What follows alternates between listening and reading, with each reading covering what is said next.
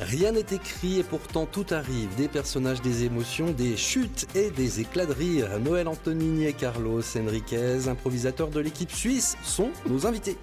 La Coupe du Monde de catch impro, c'est 10 comédiennes et comédiens professionnels, les meilleurs improvisateurs de la francophonie qui s'affrontent sans filet et surtout sans texte. Du haut niveau, une maîtresse de cérémonie électrise la salle, un DJ met le feu et surtout un arbitre veille au cadre. C'est quoi son rôle exactement, l'arbitre ? Alors l'arbitre doit, dans le catch impro, il va aider le spectacle. C'est-à-dire que s'il sent que l'impro ne prend pas une direction qui peut être meilleure, il va prendre la baguette de metteur en scène, puis il va dire, tiens, j'aimerais bien que vous me montriez 10 ans plus tôt, etc. Il n'est pas vraiment là pour sanctionner, il est là pour le bien-être du spectacle. Et puis c'est lui qui choisit les thèmes, évidemment, c'est lui qui choisit les catégories, qui nous les dit au moment où il nous les dit, et puis santé. Merci, Et pardon, puis- c'est moi. Et Bon puis- impro. Et qui, Non, ça c'est juste la politesse. voilà, et qui définit Vraiment, la continue, ça temporalité intéresse. des impros. En gros, il crée le spectacle. Lui, c'est vraiment le metteur en scène. Il veut une impro courte, puis une longue, puis une courte. Et lui, il a fait son barillet, et puis il nous challenge à fond tout le temps. Alors on va voir un teaser pour bien comprendre cette ambiance de ces matchs de catch impro.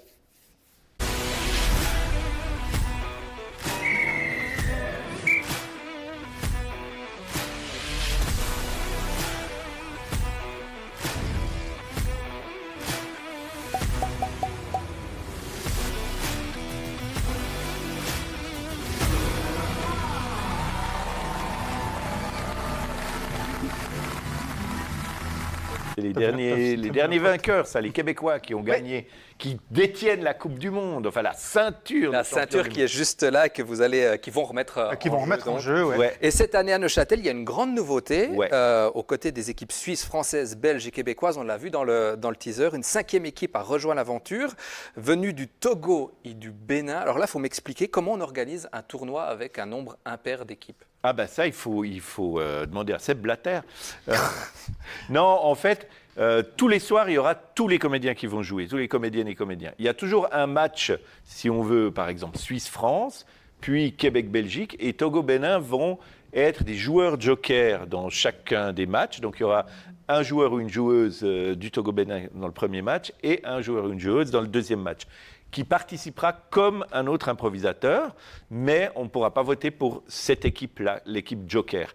Donc pendant les 5 premiers soirs, vous aurez 4 équipes qui jouent et une équipe Joker, et le dernier match du dimanche, où il ne reste, je crois, déjà plus de place, c'est la finale, précédée de la petite finale, et une équipe sera désignée équipe Joker des finales. Et il te laissera parler à la Coupe du Monde, tu penses, Carlos? Jamais. Lui, c'est le visuel.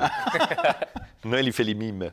Non, vas-y, est-ce que j'ai oublié quelque chose? Non, c'est juste. Voilà. Question suivante. Je vais Oui, alors moi, j'ai une question pour je vais vous. essayer de la démarrer. Moi j'ai une question pour vous. Vous avez dit que vous vous entraîniez comme des sportifs pros au début d'émission, mais alors comment ça se passe un entraînement d'improvisation ? Non, alors nous, c'est vrai qu'on s'entraîne plus beaucoup. On fait les warm-up, comme j'ai expliqué, cette tournée-là.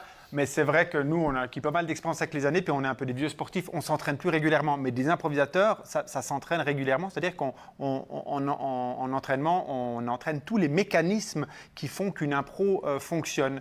L'écoute, l'acceptation de l'idée de l'autre. J'accepte l'idée de l'autre et je la prends et je rajoute une idée par-dessous. Et comme ça, on peut construire. Et donc, c'est tout ça qu'on exerce finalement comme un sportif qui exercerait ses muscles, sa rapidité, son sens du jeu.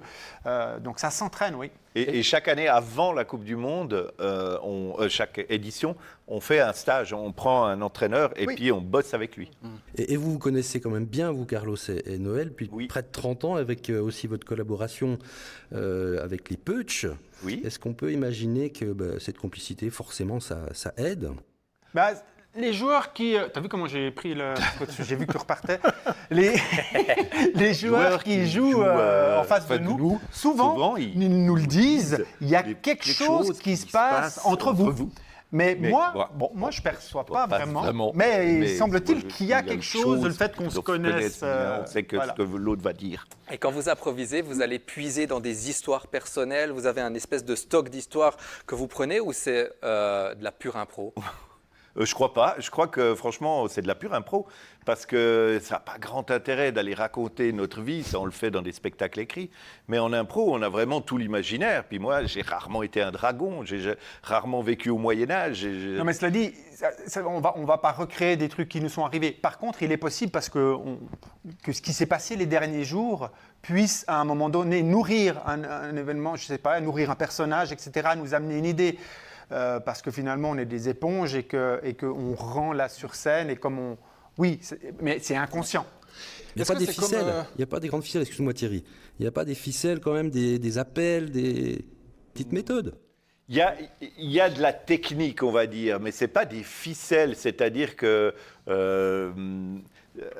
de temps en temps, on peut remettre une briquette dans l'impro, on peut faire changer l'histoire, on peut agir sur l'impro. On peut faire un changement d'espace sans se le concerter. Tout d'un coup, on joue dans un espace et pour une raison compréhensible, on serait enfin un saut dans le temps ou des choses comme ça.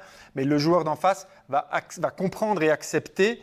Et si c'est fait clairement, mais ça, c'est pas des ficelles, c'est juste, on sait qu'on peut faire ces choses-là.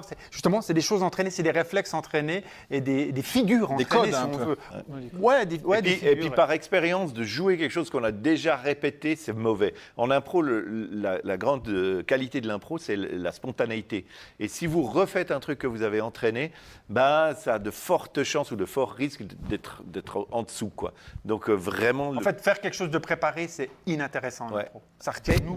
Dans la vie de tous les jours, finalement, on fait que ça. Toutes et tous, on ne fait qu'improviser. Oui, et du coup, ma question, c'est est-ce que l'improvisation peut aider dans la vie de Et bien tous sûr, les jours? parce que l'impro, c'est ça. Pourquoi vous dites qu'on improvise dans la vie, mais simplement, l'impro, quelque part, c'est du lien, c'est de la co-construction. Et donc, c'est du vivre ensemble. Et cette qualité-là de réussir une impro, c'est arriver à créer un lien pour co-construire quelque chose ensemble.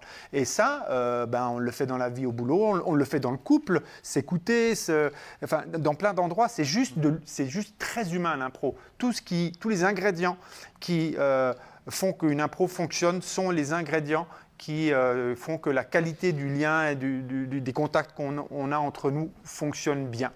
Eh bien, on en prend note. Le catch impro. Je la poserai jamais ma question alors. Oui, vas-y. On a plus.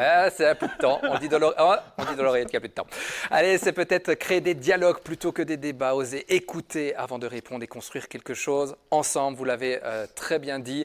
Pour celles et ceux qui veulent vivre ça en vrai, la Coupe du Monde de catch impro est à découvrir au Théâtre du Passage du 11 au 15 février. Et les échauffements auront lieu notamment à l'Atrium de Vic ce samedi.